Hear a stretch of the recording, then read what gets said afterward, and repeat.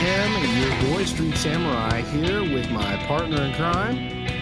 Guys, let's go through stuff. Hey, and today we're kicking off our interview series where we're interviewing Union Arena team leads and captains and talking about their individual teams. And we're kicking it off with the crowd favorite, LegitVocals of D3 Legit.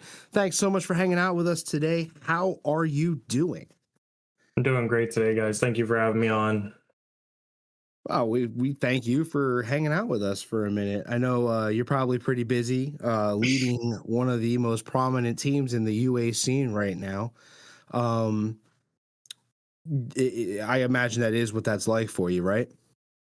Yeah, it's kind of busy between like the UA team and also like my job of like I travel and judge. Like I'm leaving this weekend to go to Connecticut to judge the RQ for Riftbound. So between that and then juggling like the team and then making sure whoever's going to what events, what are we looking at for decks for that event and stuff like that. It can be a little lot, but it's thanks to my team, it's not always a lot on my shoulders. Oh, so D3 then is like a cross game. It's not strictly Union Arena? Yeah. D3, like we allow our players to like open up to play other things. I know we have members like D3 Shasta, Ming, Shining, T-Mac, Anto, like all of them still play Riftbound and stuff like that as well, on top of like playing UA whenever they have time to play UA. So it's definitely like we have also like KFC that we just picked up. He also used to play Yu-Gi-Oh! He still might do it if he does. I also play, I mostly judge Riftbound, but I could play it as well. So we try not to we realize if you play one TCG, you probably play multiple TCGs. And that is a thing that we're always open to, where if people want to play more games, like, hey, more power to you. I'd rather represent you across multiple TCGs than just be like, hey, you only do this game. Right. That's pretty cool. I mean, that's a lot too. And just how would you elevator pitch D3 to somebody who maybe has never heard of you before, which is unlikely if they're on this scene, but let's pretend. The easiest way for me to pitch the team to everybody is D3 is a team that was created by like-minded individuals, and we are a team for the players first, because no one is the smartest person in the room. We're always open-minded to each other, and that way, whenever we're sitting down, we're playtesting and we're talking ideas, everybody's taking an influence from different people. You get to see different sites and takes on just general ideas, decks, and cards that normally you wouldn't see if you were just listening to your friends and you're like, oh, well, I'm usually better than my friends. I have no reason to like listen to them. D3 is probably like how I pitch it to most people is just like, we're very open-minded, very understanding, and we're all adults. So we all understand at the end of the day, like, hey, we all want to get better. So let's do what we can to make each other better. And we don't put each other down. We go, hey, why is the reason you approached something some way, and why am I not seeing it? And when you have multiple eyes and being open-minded with each other, you get to really iron out play lines and decks and really put each other a step ahead and not putting each other back down. We put each other up and we don't pick each other down. With that sort of level of like democracy and camaraderie and just brotherhood, essentially, what singled you out and helped you become the captain? Were you like a founding member, or did you like earn that position? I was a founding member when we first started D3. I was judging the first ever Union Arena event that was happening at Card Fest, and I bumped into Anto, T-Mac, Shining, Ming, Cowboy. I kind of bumped into all these guys, and we were all chilling in like the Discord the next couple like months after, and we're like, why don't we make a team? Because like all the people we had that were talking, all like top 10 or like literally were in the finals, like they were all good players. So I was like, this is definitely where I want to be as a player who I played UA and JP before it came to America. And it's like, oh, here, now I'm in America. So like I want to be with like-minded individuals that want to strive to do good. And so we started it. And as like the season went on, some members had stuff that came up. Some members had stuff that they weren't able to all make everything. Well, I was trying to travel to every single event. So I kind of had that mindset of like, hey, let's all do better. And I kind of just fell into the role. of saying like, hey, I'm gonna keep everybody kind of accountable. I want us all to do good. When we go to Airbnbs, I make sure that like, hey, you can like have fun if you're like trying like day one, but like the day before an event, we're grinding out the deck that we plan to play the next day. I make sure when we invite people over to the Airbnb, it's all people that understand when you're here, we're trying to do better. Just like we'll talk about Florida. Previously, we had 24 people in our Airbnb. We had 10 active tables playing the whole time. And it was all like-minded individuals that are like, hey, you're coming over here. We want to improve you as a player and also improve our players.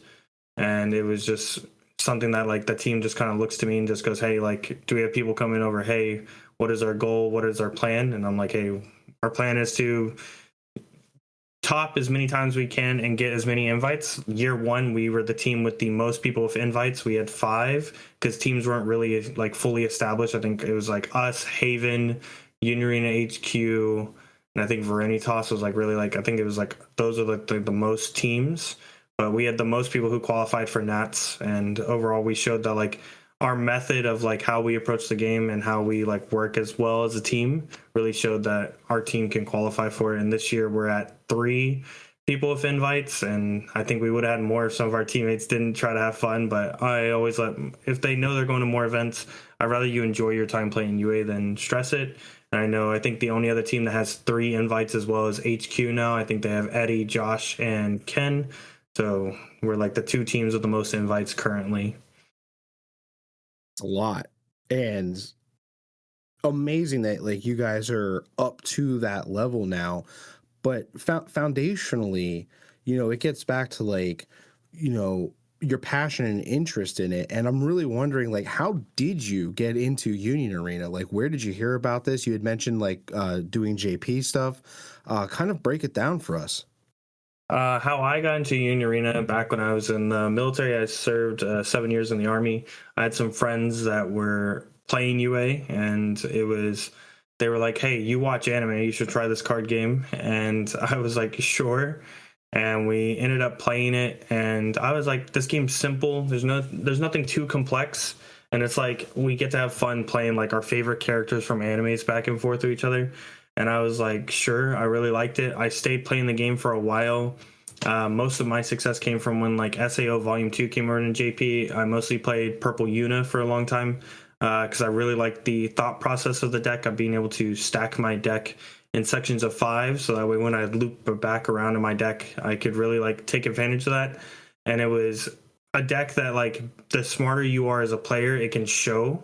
And that was something that I really enjoyed with the deck. And then when I came over to America, I could like take everything I learned from playing JP over there and see that America and JP was totally different in like how people approach the game. Like JP, like sometimes we were in like a coin flip meta where everybody was just playing very greedy list, and we're just going, hey, if we saw it, we saw it. Or everybody was just playing kind of the same list. Nobody had like the originality that America had. America, you come over here and there's like everybody's like, you could sit down and look at 5 green bleach players, but there's going to be 5 different decks in front of you.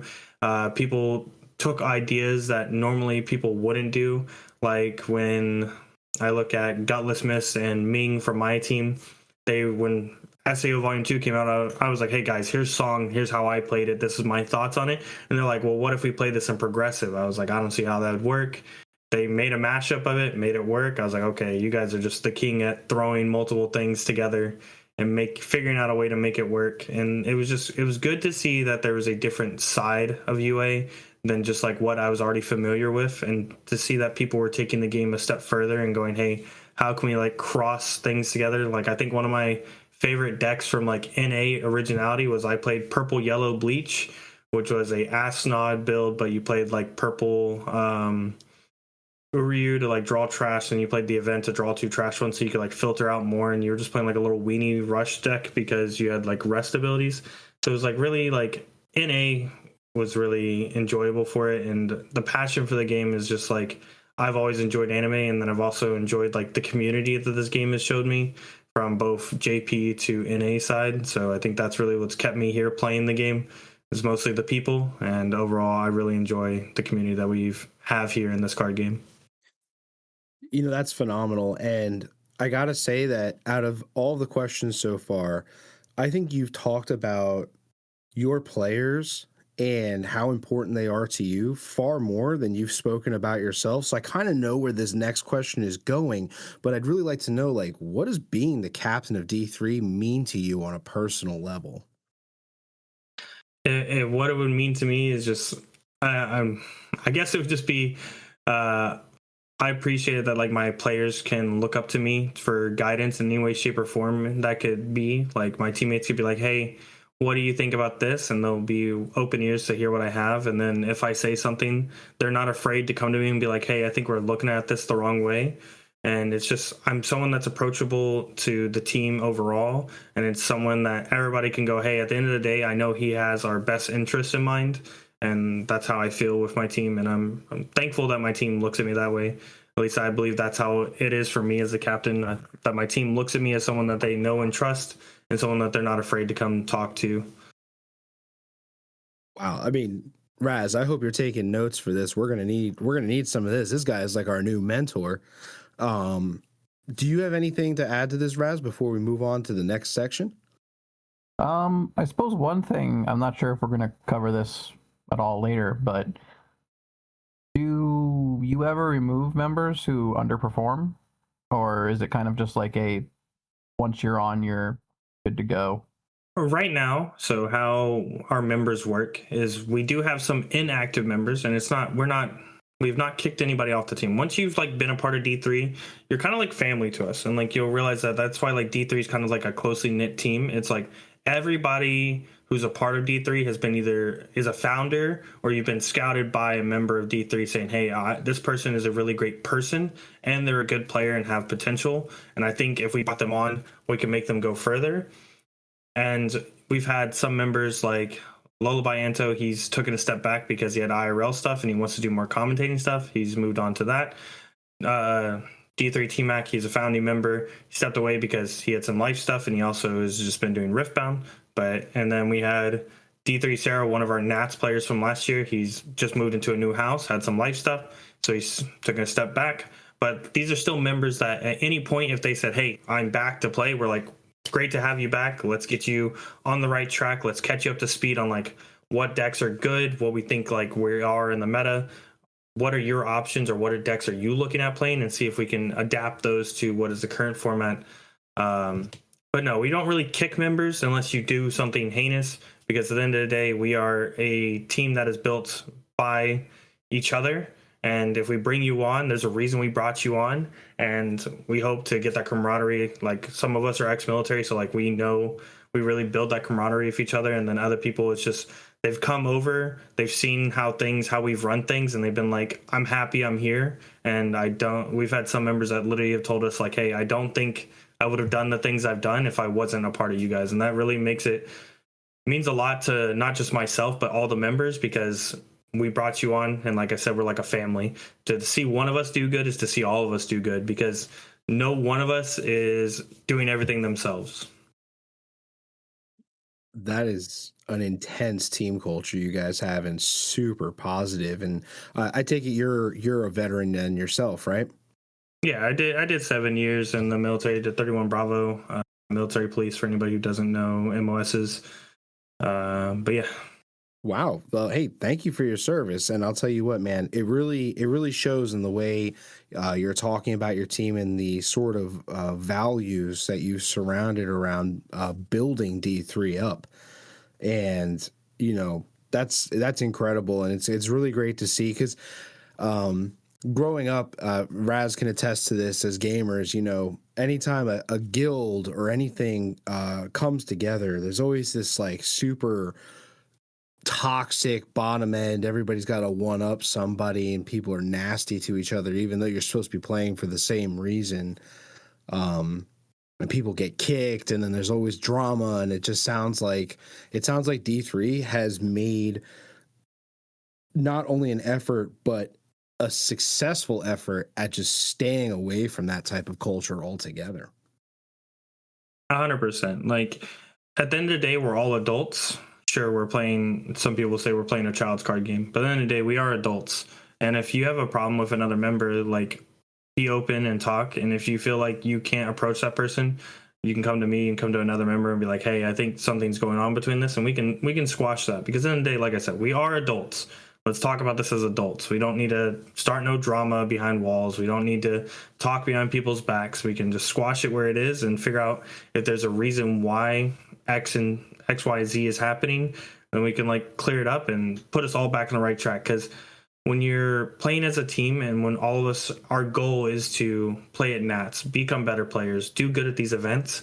If you're just too focused on drama and focused on like petty stuff, well, then you're not focusing on how to improve or the stuff that we actually want to be looking at.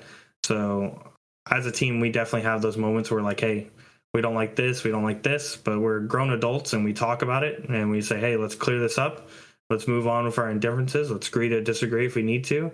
But at the end of the day, we squash everything when it first comes up because we are adults and we don't have time to play child's games. Let's figure out what's going on, move on, and let's actually work on what we want to work on.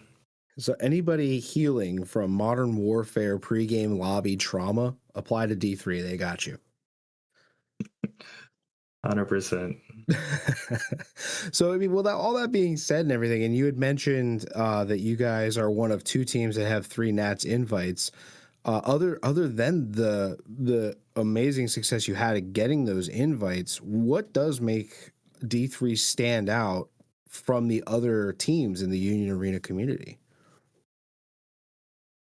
I don't really think, I think if you talk to anybody overall about any of the teams, they'll always say good, positive things.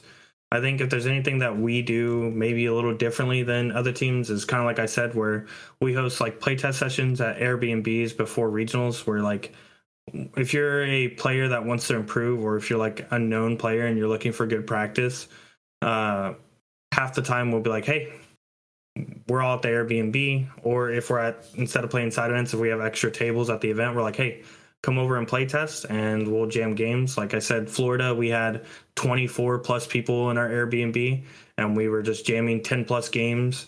There was people that were at our Airbnb who came over and thanked us for it, and it translated to one of them going X2 and one of them going X1 in the whole event. They're like, I don't think I would have made the changes if I didn't come over to your guys' Airbnb. I didn't even think about these lines of plays until I came over and hung out with you guys. It's just a thing that I think we offer to the community is like, we're very open. Sure, if there's like a tech we're hiding, we hide it, but like we're very open on helping players improve. That's still something we do even in the server today, where like even if you're in the rank queue or you come in, you're like, hey, I'm trying to get better, and like we'll point out things and be like, hey, what was your mental line here? Why were you doing this? Why were you playing towards this when like you had this line of play? And we try to pick your brain to make you think of all your possible lines before you can. And then just like myself, I offer coaching to players. I know I've done some players in the past that have done really good in UA. I've done Yangeef right now, who just recently did very well at Florida, and he's starting to do stuff, and it's really just showing him the way we approach the game has really helped him realize that there's more to the game. Sure, it's a simple card game, but there's levels to it, and if you don't open your brain to it and open your mind to it, you're going to just miss out on things that normally you wouldn't see. And I think if I had to pick something that just makes us stand out, is we're all very genuine, nice people, and we're always here to help each other's improve, because I want to make you a better player. So if I do see you playing the game and we play in a regional, I know I'm going to get a good game out of us, instead of you not so fully educated on the deck of the matchup, where I'm just going to win because I know more than you, where I'd rather have a good match between 2 players instead of just a one-sided match. That's incredible. I mean, you can really see how D3 as a team really tries to help the broader Union Arena scene grow, rather than simply focusing on its own microcosm, which is really cool. That being said, let's talk a little bit about the UA macrocosm. It's kind of been touched on in some like online videos. I think Raz, correct me if I'm wrong, Damos, or was it Wobble, kind of addressed this next question. I think you know what's coming. There was that sort of thing on Reddit that said that D3 was deliberately responsible for the current situation with the rare battles, which my personal opinion seems laughable. that everyone would think that a team would have such an influence on a mega corporation's decisions, but I'd really like to give you a chance to clear the air on that stuff. Yeah, no problem. The easiest way to clear it up is no, we're not responsible for it. The only thing we like to take credit for, and like a hint, is Gen Con last year. So in JP, they have the little markers, the plus 1000, minus 500, and all that. They have those markers in JP. I printed a whole bunch off for my team at Gen Con and said, let's use these. Bandai came over, their whole marketing team saw it. They were like, wait, these are so cool. They took multiple pictures. They saw us over the 3 days. They asked us some things as a team, asked us, did you think these would do good? And we gave them our feedback. They asked to just do some stuff and like run some polls through our Discord. So we've had some talks with Bandai as a team before. And as you can see, markers became a thing in UA.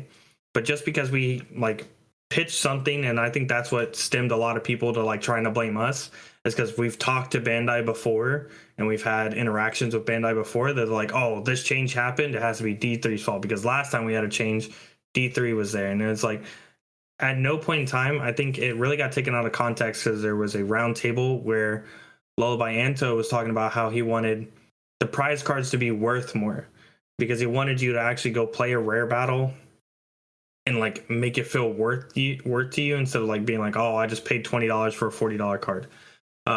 He wanted you to like actually feel like it was worth it. And I think everybody took that out of context and was like, hey, he wants it to be smaller. We never want events to be smaller. Myself and all of D3, you'll ask us, we want the 512 events. We want the 1024 events that One Piece, Gundam, Digimon have. We want the 3v3 scene, because that's the major scene in Japan, where they have the 3v3 is like the main scene of UA, while 1v1 is the side scene. We want UA to keep growing and keep doing better. In no way, shape, or form would we ever want to punish local players or punish people who want to do stuff. We don't want to make events smaller. We want things to grow, and we want this community to grow. You have to look at myself, and I'd say 80% of D3 does not have locals. If I want to go to locals, I have to drive an hour and a half. If Karner and Gutless want to go to locals, they have to drive 2 hours. If me to go to locals, he takes a train and drives 4 hours to go to locals. Wow. So none of us, the majority of us, do not have locals.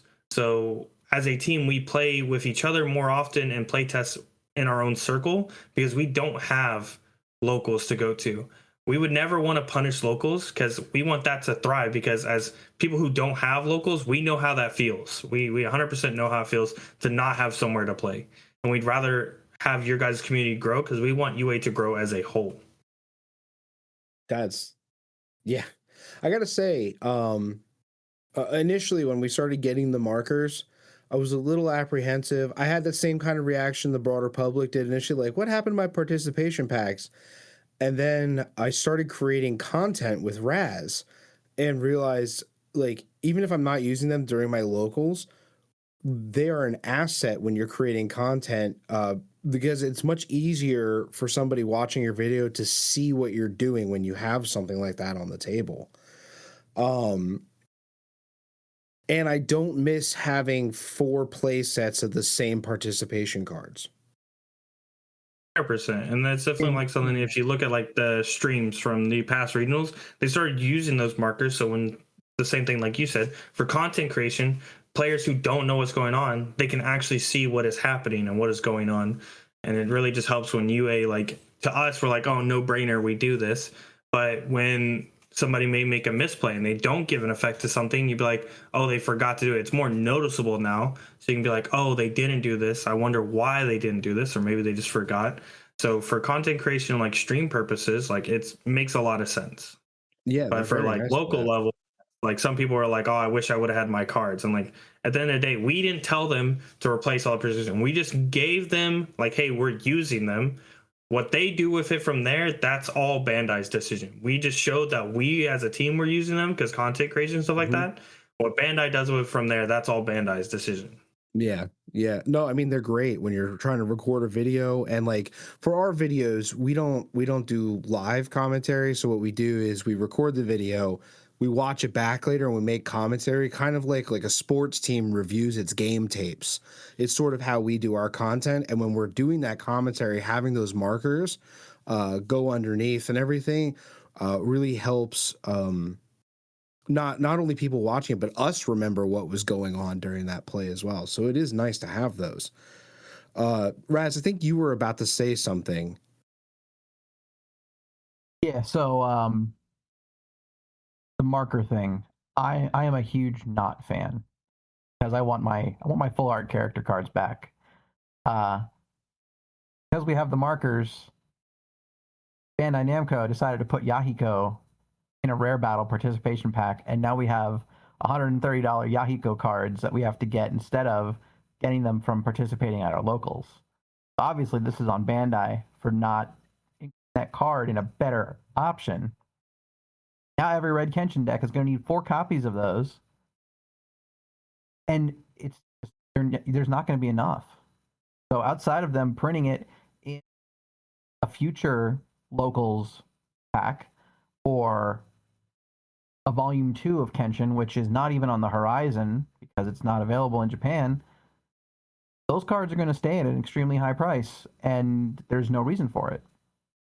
Should have been in the original set to begin with, obviously, but that would have been the best choice. But 100%. I know why they took it out to slow Kenshin down, but now we're dealing with this. And that's something we've even said, like when we've seen them at Card Fest or something like that, we've said, hey, stop not printing cards. I get it, you want to stop us from having super dominant sets, but like if you don't print it to us, well then that's like a ban list. Like we have bans before things even come out. And to play devil's advocate, because like someone has to, there's no promise or guarantee if we didn't have the markers that you would have got the Yahiko in a store participation pack. True. It could have still stayed an event pack, like because it came off the other altar. It's like, so at the end of the day, like we still don't know where Yahiko would have been. It could have still been this. There's still cards like 0-drop Asuka, 1-drop Mari. Those are cards that we don't have still, and they're still famously 1-drop Nunnally. Like we have Nunnally from Kogias that still is yet to be printed, and that's been since the beginning of this game's inception. That there's still cards that we don't have. Yeah, and so I think they just gave us the Yahiko because now Kenshin is on the decline. And honestly, as somebody who's like played in both sides of it, I don't think we need the Yahiko. I think it's still like, sure, having a 25 is a little bit better than a 2K body. But overall, I think where Kenshin is now, we just have decks like Red Chihiro and soon to be Red Inuyasha that are just doing what that deck was doing, just a little bit better. We're moved away from like Kenshin is the powerhouse. I think the problem is not where the card was printed, it's just how the card is printed. It should have been in the set, and you should just let it have it. And if you're that worried about it, then you just put a limitation before it comes out and say, hey, you can only play 1 of this or 2 of this, or ban it instead of not printing it. Because by not printing it, you're essentially banning it, because Yahiko may be somebody's favorite character and they want to collect those cards. Just like Asuka may be someone's favorite character. And I was really more hurt by the Asuka because it was not only a regular card, it had a alt art. So now whenever we get it, we're probably just going to get the alt art and we'll never get the base card. Yeah. Look at 1-drop, we never got that card. But like that's if you're playing like devil's advocate and just saying it overall. Like it's just something that Bandai hopefully will get rid of one day and stop doing this, where they just don't print cards, because that's just soft banning a deck before it even comes out. You're limiting decks so we don't even get to see. And as someone who's played both sides of the meta, both JP and NA, there's more variety and like there's better deck builders in my opinion over here, because people really push the boundaries of what a deck can accomplish. I really wish that for the marker thing, instead of giving them in the participation packs, they had just set up like almost like starter deck boxes, right, where you could pick the art that you wanted, and it had like 10 of the plus minus and like 4 to 5 of the other ones. I still would have bought them. Especially 100%. And that was something that we said originally when they asked. They were like, what kind of product do you guys see these in? And the first thing I said was like starter decks, because you have to think as a new player, what would help you like figure things out? Like if you put in the starter deck pack, well then like if you're giving plus 1000, you had a marker to put it on there. So you could put like the markers that are good for that deck in the starter deck. And like that was the first thing we ever said when like they even asked that question, was like, hey, I think it'd be good in starter decks, because new player goes, hey, oh, this is to help me get into the remembrance of, oh, this is the card I need to be doing, this is the effect I need to be putting on my card, until you get that muscle memory as a more skilled player going, hey, I know I need to activate this main, or I know this thing has impact, so I can remind my opponent, and so on and so forth. I mean, shoot, even if it was a $10 accessory product, I'd have still paid for it. I like them for video use. You know, there's reasons to have them, and especially you said with beginner players. I think that's great. I think we kind of digressed a little bit though, but I am glad that we were able to clear the air that D3 is not responsible for the rare battles. I thought that was such a silly internet rumor. It caught us off guard when somebody was like, "Hey, you guys are the fault," and I go, "We did what?" That is.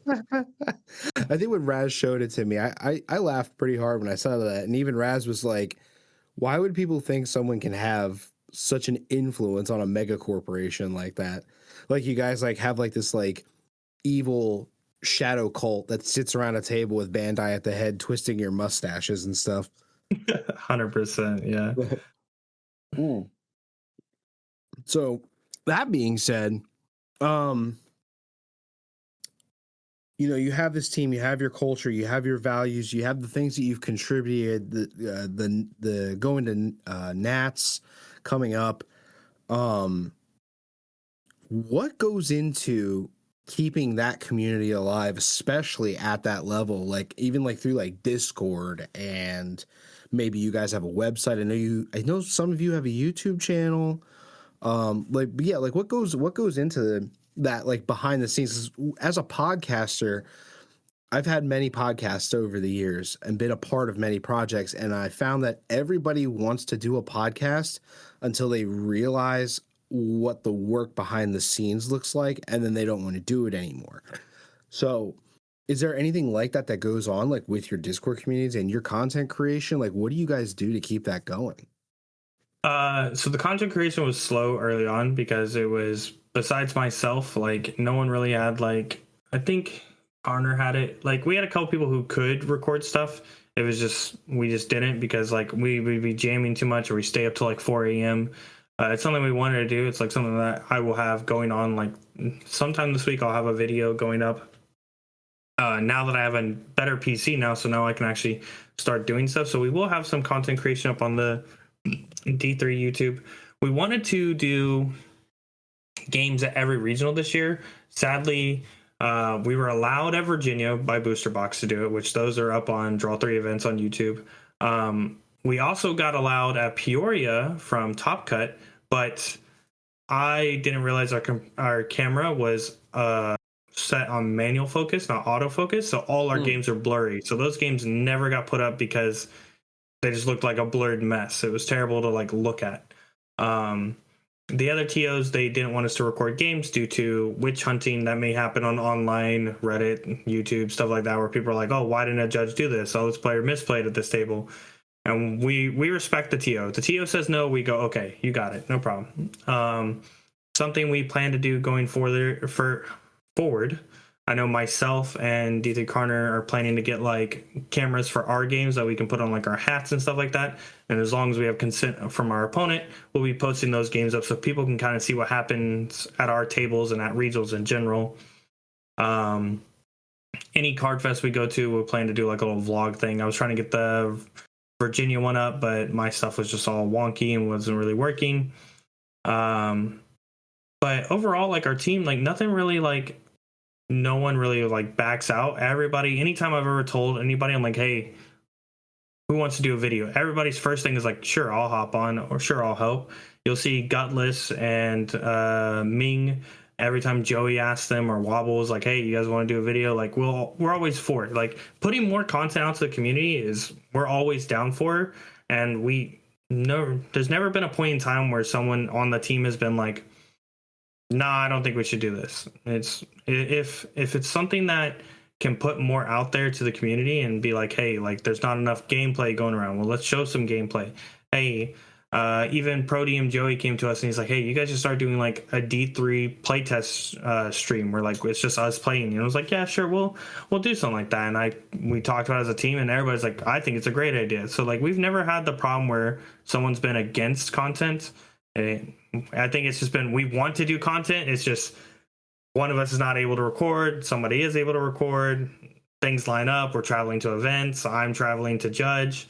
It's just, we always want to do it. It's just sometimes it comes up where life just stops us from doing it. But definitely never had a point where a player or a member was like, nah, I don't want to do this. Hey, your boys over here on Team Sleeveless are looking for collaboration games too for YouTube. So you're more than welcome to do that with us. Always down. You just have to be okay with losing. That's all we got to tell people, you know?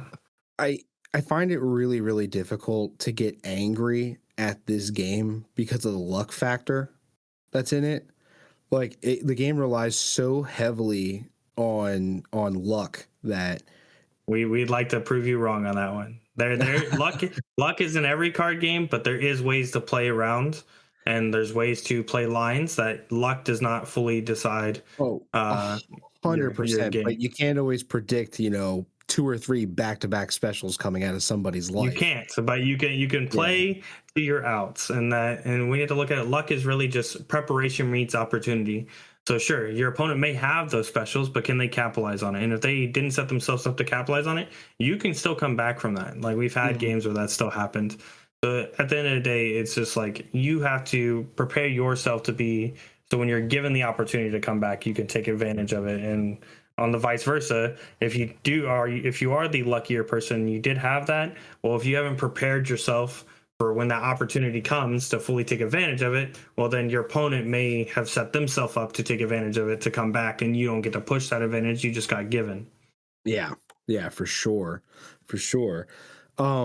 Raj, do you have any questions for Legit regarding competition and stuff? Because we're kind of edging into the questions about regionals, and I know that you kind of wanted to just talk about regionals a little bit. No, I don't have anything right now, but I did want to say, the difference between a good play and for high level play is setting up your lines. So a bad, if you roll into a bad trigger, have a baby on the front line to block with, you have energy to potentially get a raid out of life and defend your life a little better the next turn. Setting up the board properly, that's the difference between a good player and like a top end regional player. So yeah, a lot of luck goes into this game, but properly playing the game for the whole game, making fully optimal plays, that's where you can kind of alleviate the luck factor a little bit. That's fair. That's definitely fair. Well, I mean, that being said, we can kind of like start talking about the competition level of this. And you sort of mentioned that you have these Airbnbs and you invite people and you kind of prep, like warm up games and play testing and whatnot. So outside of the Airbnb, or I mean, is that really like the focus for how you prepare for your regionals, like as a team? We call that the hyperbolic time chamber. If anybody's a Dragon Ball fan, so usually like 2 weeks before an event is when we're like, okay, well, what are we actually looking at? What are we like actually trying to play? And we'll play some games online. And like I said before, there's days where like we'll stay up till like 4 o'clock in the morning and we'll just play test. And we'll wake up the next day and be like, all right, let's play test again, and we'll keep play testing to like iron out like the ideas of like how many lists we actually want to bring. So every member will probably bring like 2 to 4 decks with them. And then we always show up we try to show up 2 days before the event to like, so this past one, Florida, the event's on Sunday. We got there Thursday. We got there Airbnb, I'll say probably around like 2 or 3 p.m. We played till 1 a.m. Then we all slept. We woke up at like 8 a.m., got breakfast, and then we play tested till like 2, 3 a.m. again, had some people over. Then we went to sleep at 1 or 2 a.m., woke up at around 9 because we thought we were going to go to the side event. Heard that the side event things were all just bad. We messaged a whole bunch of people, said, why doesn't everybody just come over here then if the side events are just bad? Let's actually get good games in. We had, like I said, we had 24 people over at the Airbnb. So we played again from 9 in the morning till probably, I think it was like 2 a.m. was when people started leaving because they're like, hey guys, we have the regional tomorrow, so let's all go get some sleep. But we stayed up till like 2, and then we all slept, woke up around like 8, 9, so we could like get breakfast, make sure we get to the venue before start time. And overall, like those couple days, we probably collectively had 24 hours of sleep, maybe like 6 hours a day if we're lucky, maybe less than that a day. And the rest of the 18 hours of the day, you're playing Union Arena. You're playing some of the best games of your week against some of the best players in the game. Multiple people that have top, multiple people that have played at Nats. You get to look at deck ideas. You get to talk to other people that you normally wouldn't talk to. And you also get to do it in person, which online, yes, there's a lot of playtesting that can happen online, but in person, just it's something that feels different.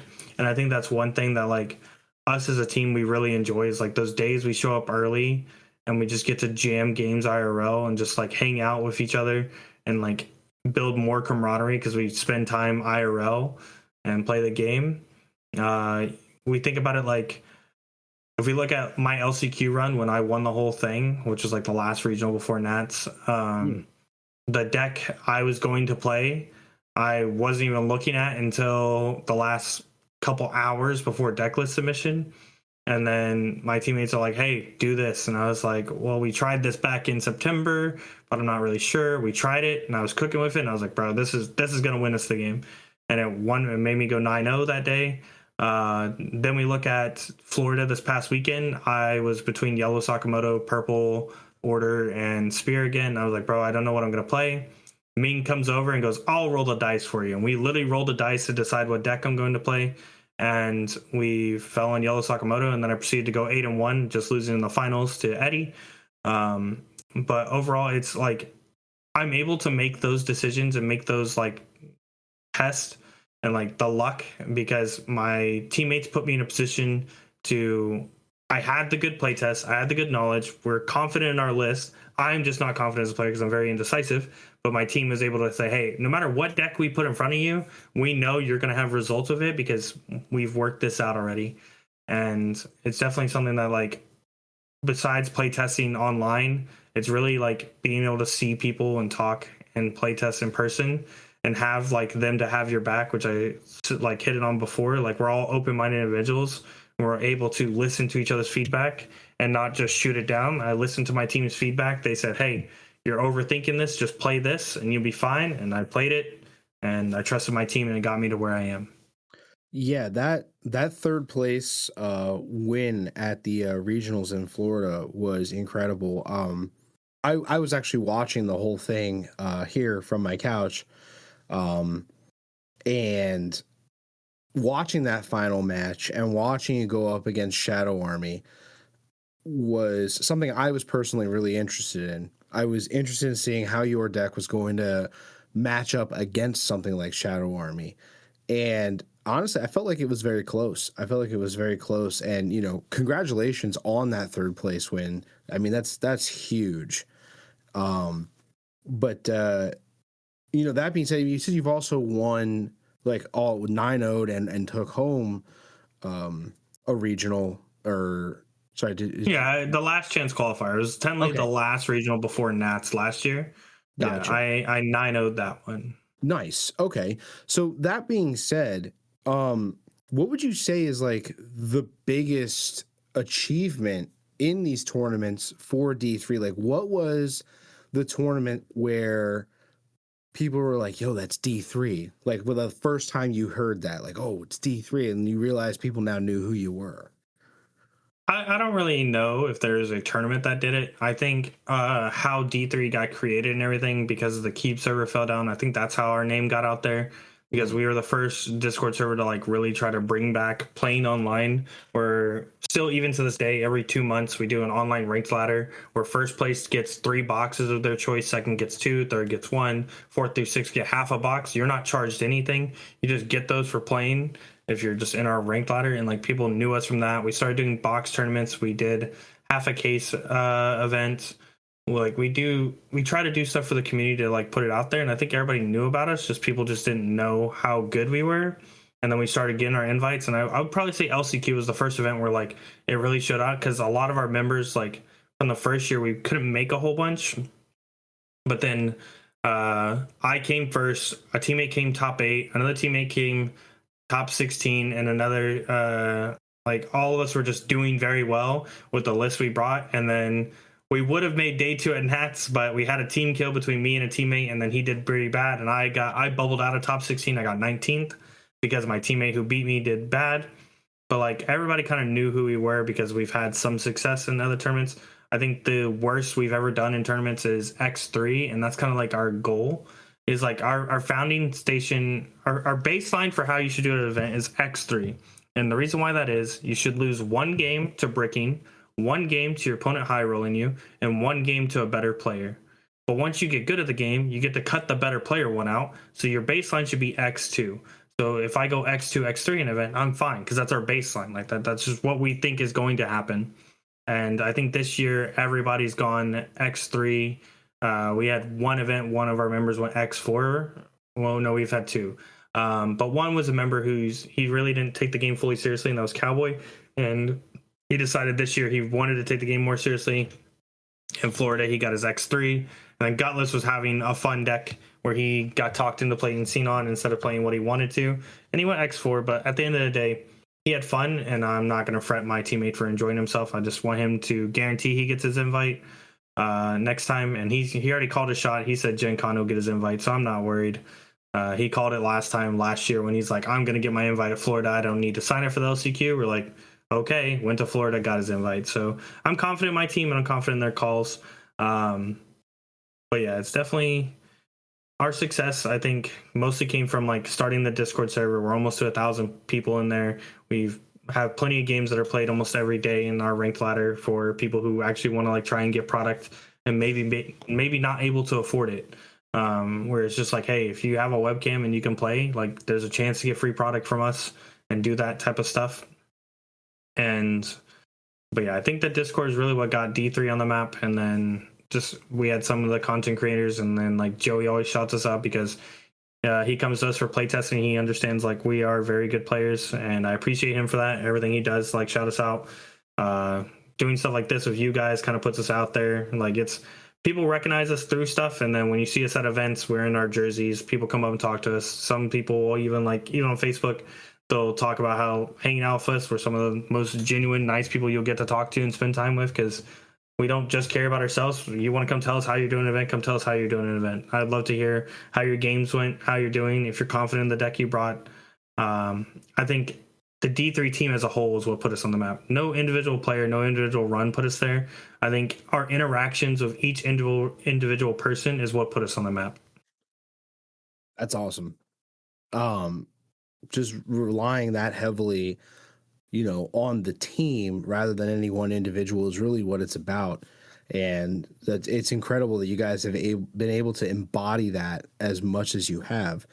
That being said, given all the values and, like I said previously, the culture and the vibe that you guys set up, and dealing with the pressures of being at regionals and getting those invites to Nats, and I can only imagine as it gets closer to the Nat tournaments, which they're January, February. They're usually always in February. Okay. I mean, that's really not that far off, bigger picture. I imagine nerves are starting to build up for that. You guys are probably already practicing for that, and like maybe even proxying decks for sets that haven't come out yet, just trying to get the feel for the LAN. What is the hardest part about leading D3? If I had to pick like what is the hardest thing, it's sometimes trying to stop each other and all of us from playing the fun things when we need to be serious. It's nothing's really hard per se, because like I said, we all can like sit down as adults and be like, hey, this is what we need to focus on, this is what we need to do. But if I had to pick like one thing, it's sometimes like I want to play a fun deck, sometimes Ming or Gutless want to play a fun deck, and we're like, but do we really need to be playing this? And then it's just like talking each other down and be like, hey, let's not play this. And then we'll see somebody do good with the fun deck, and we're like, that could have been us. And we're like, no. It was just their day. Like shout out to Jason who got 5th at the regional and was also undefeated with me at the final round. He was playing a purple Sakamoto list that me and Ming were playtesting almost. We were probably like a 2-card difference. We were testing really close to that list, and we couldn't win a single game with that list. We are like, nah, this list is not it. But we really wanted to play it. We were like, we really think this deck is fun, and we think it's really cool, and we were like, we want to play it. But yet we couldn't get games with it until we played like each other. Then like one of us would win. But like then we see Jason do really well with it, and we're like, bro, that could have been us. And then we had our teammates look at us and go, no, it was his day, and we knew in our play tests and everything that it was just not the move for us. Yeah, that makes a lot of sense for sure. Now that being said, I'm going to kind of throw a little curveball here at you. Ready for it. What are your feelings about the current state of Union Arena, given that, like, you know, the changes to rare battles and the way the regionals are being conducted and the sets that are coming out and how they're restricting cards or just not giving us cards? Like, how do you feel about that entire atmosphere? I feel like UA as a whole is we're moving in a good direction besides the rare battles and not printing cards. Those are like the only 2 aspects that have been like, ouch, this hurts. I think the other thing that like, so those are like the 2 negatives. I think if there's a third negative, it's JP is getting sets that like I know American players would want. And it's just like, well, everything America's getting, JP's getting. So why aren't we getting the same treatment? I know there's IP rules and restrictions that like stop it because you have to get approval from like certain places, which like, sure, that's like the business answer. But like, it'd be nice to be like, see some of these JP sets that like are getting announced, like Eminence and Shadow, Jobless Reincarnate. Like, I know there's people who really would play UA if those ever came out. And, but besides that, it's like, I think we're in a good direction. Every year, every event, the pre-sale tickets have all sold out for every regional. We've shown that, hey, we'll fill out a UA regional every time. Like, we'll be there. I know Gen Con's going to be really big because we have a whole bunch of 3v3 events. So it's really going to be nice to see a whole bunch of teams there and like 3-player teams playing it. And then just because if Bandai comes to Gen Con like they do sometimes, it'll be really good to see them again. Like we saw them last year and be like, hey, this is what we're doing. We're showing the community is always showing out. They can talk to us, be like, hey, there's things that Japan has that we want. And overall, I think UA as a whole, we're moving in a great direction. There is some negatives, but I think there's more positives to us as a community and how we're holding the community up than there is negatives. And I think that's all we can keep doing is just keep looking forward to the positives so that next year we can get bigger and bigger. And as more IPs come out, we get more players. And since we are a great community, when newer players do pick up the game and decide to get into it, we're nurturing and making sure those players feel welcome in our space, and hopefully they stay and then they get their friends to try out the game, and then we just keep growing. Yes, 100% yes. We are reaching the kind of like the end here. I like to kind of get away from more of the serious and kind of lighten things up to start closing stuff out. So we'll just get a couple little things in here. You personally right now, if you had to say like what the team motto would be, like what do you think D3's personal team motto would be? We have 2 sayings that we always say. One's on my playmat, and one we always say is like a joke. The one that's on my playmat, and if anybody's ever played against me, you can vouch for it. Better to be lucky than good. And then our other motto, because sometimes we keep very greedy hands and we get away with it, is never punished, because that's just what it is. Those are like the 2 things from like year 1, and since we've been a team that we've said multiple times, and like we'll even say it when like it happens. It's just like, hey, it's better to be lucky than good sometimes. That's fair. I mean, well, that being said, then, and you mentioned like the fun decks and stuff. What is like your favorite deck and archetype right now? My favorite deck is not in American NA, but if I had to pick an American NA deck, it would probably be like, I don't really know. I have a lot of decks that like my team hates. that I enjoy, but I think like the one that they keep telling me like I should play just for like fun is like Blue Leafa. I think that was like a deck that nobody was really playing. I played it back when it had the bad color trigger, and I was like board spamming and making so you couldn't block. The only thing you could block with was 35Ks, which no decks were playing like 35s inherently. Now it's like more of a bounce control deck with the new color trigger, which is like it's also still fun in its own way. But if I had to pick a deck besides that one, I don't know. I've really been enjoying this Purple Order from Sakamoto. I think the whole extra draw mechanic is really fun. And we have like a meme right now where I'm playing the card X. He's a 6-drop 5K of impact. And when I win the game with it, we have like a soundbite in the Discord that's like the song X Go and Give It to You when I win with it. It's very funny. Like I think those are like two of my most favorite decks to play at this moment. I mean, those that being said, is there a deck or like a trend right now that you think people are just talking about too much? Given that you're like having fun with those things. I don't know. Like if I think something like I think everybody now because Shadow Army's won two regionals in a row. I think everybody's just really looking at Shadow Army going, "Hey, is this now the best deck in the format?" And I think it is a very strong deck when played right. I think it is a deck that if you don't see your 12s though is a deck that does nothing in this current format. Like you're a deck that is pivotal on one card, and if you don't see that card, the play lines become astronomically different. And I think that's things like people need to look at because like my Florida run, I played 3 Shadow Army players and I only lost to 1. And it's just like if you can survive the 12 turns and then have an answer for it and they don't have another 12, you're probably perfectly fine. If they don't see 12, the games are just polarizing because you can just wall, put a little guy up front so the Kaisel swing never matters, and then you just trying to get there. It's a deck that I think everybody's just now putting a magnifying glass on it because it's 1-2 events, but they're not looking at like what else is around. Like Yellow Sakamoto is a very strong deck. The amount of information that deck can give you between your opponent's life, your opponent's hand, your top deck, your life. There's so much information you can gain now that can influence your plays and your opponent's plays if they don't like fully capitalize on the information. Like I think one of my games, like I had a face-up raid on my deck, and my opponent wasn't paying attention. They were like, "Oh, you would need this," and I was like, "Well, you know I have it." They're like, "No, I don't." I go, "It was literally face up on top of my deck last turn, and now I've drawn it. It's in my hand." And it's just it changes like the way you look at the game. And I think right now everybody's just putting the magnifying glass on Shadow Army because it is a deck that has won twice. And not to take anything away from Spencer or Eddie, both of them are fantastic players. Eddie did some very good play lines against me where he was like, "Hey, I need to snipe your 2K instead of your raid, because if you hit a raid, I don't want you to raid on this. I want you to raid on your doubler." And literally that happened. He hit the raid. I raided on my doubler instead of the 1-drop body, which ended up helping him because now I was down a doubler. Where like a player who just goes through the motions and doesn't think things out just kills my raid there and doesn't have an out to my raid. Plus, I don't have to give up my doubler the next turn.